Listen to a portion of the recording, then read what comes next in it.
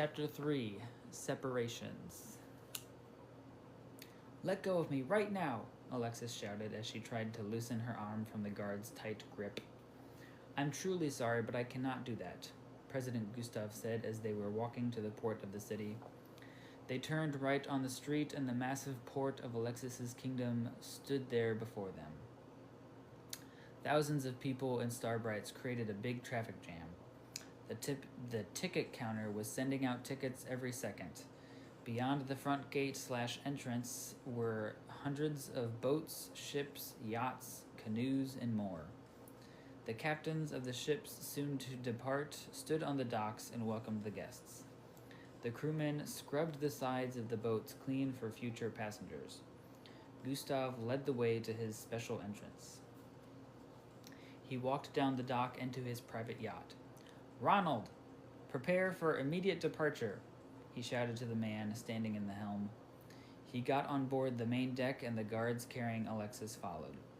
He entered into the sitting room and sat down on the leather seats. "Leave Alexis and I to talk privately," he said to the guards. They nodded and let go of her arms. "Sit down, Princess Alexis," he gestured his hand to the seat across from him. She walked to the seat and sat down. She looked out the window beside her. "Why did the people of the islands so suddenly decide to send me to this protective island? Did we still not find the cause or cure of these sicknesses?" she asked. "This has nothing to do with protecting you," Gustav said. "What do you mean?"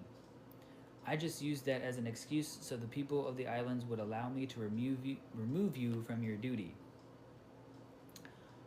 "How could you do that? That is terrible. Stop this boat at once." "I'm sorry, but you don't control me anymore. We are away from the islands, but now I have control over you."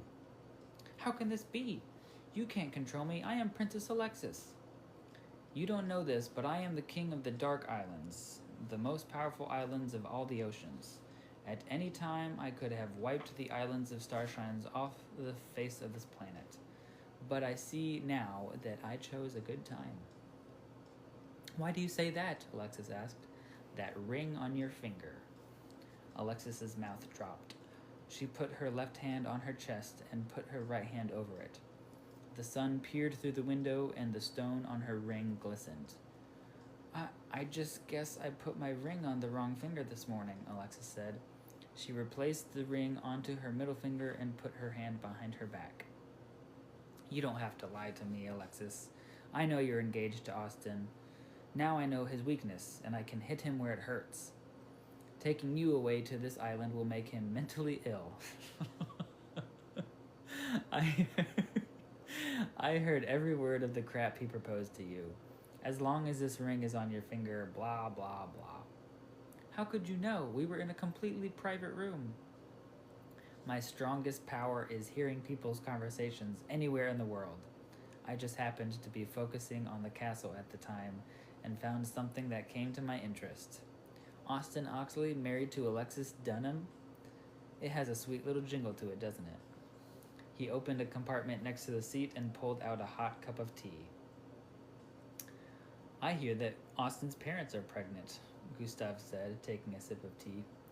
"Yes, they announced it to us last week after the ball," Alexis said, putting the ring back on the correct finger. "It's too bad that little baby won't be able to see the light." "Why won't the baby see the light?" "It is my duty to destroy the Oxleys once and for all. They defeat every villain I send to them, but their new enemy is far more powerful than any other warrior in the world. It will destroy them, taking the islands down with them. What it is right now is a poison stretching across the islands. The poison destroys Starbrights and turns them into stardust. The stardust rises into the air and is sucked into the black hole." "The black hole?" "Yes, a very large plant/vine-like thingamajig. There is no way of describing what it is or looks like. It is just a huge black hole with very thick tentacles sticking out of it. The stardust is sucked into the black hole and is turned into power for the black hole itself. When the hole receives enough stardust, it will transform into a monster that will haunt the streets of the 6 cities, demolishing anything in its path. Doom is to come to all the islands. July 1st, Starshine's Independence Day, is when the islands will be destroyed. Where is this black hole located, and when will it wreak havoc? It is June 19th, so in only a few days there will be no more starshine. It will become territory of the Dark Islands. The black hole is located in... He was interrupted by the sudden opening of the door. Sir, we're here, the guard at the door announced. Finally, he stood up, set the cup of tea down, and looked at Alexis. Come now, and say goodbye to your days of being Princess of Starshine. Austin sat at the dining room table, waiting for a moment to escape. The guard stood at the door, making sure everything went according to plan. Austin stood up. Sit down, the guard shouted. I'm thirsty, Austin replied. Sit down, the guard shouted. But I'm thirsty, Austin said. Then I'll get you something from the kitchen. Sit down, the guard said to him. He walked over to the kitchen door. He looked back at Austin. Stay here. You better be here when I get back. He walked through the doors. Austin got up. He walked over to the kitchen doors. He took one of the chairs and put it under the knob so the door wouldn't open. He turned around and ran to the door leading to the hallway. He ran through the hallway to the entrance room. Austin ran to the staircase leading to the offices in the basement. The new lead guard of the castle was sitting at his desk. Lock up the castle, Austin shouted to him. Something's going to happen. What are you talking about, Austin? The guard said. He stood up and walked over to him. I can sense it. Something is going to happen. They took Alexis away. This guard made sure I didn't know where they took her, Austin told the guard.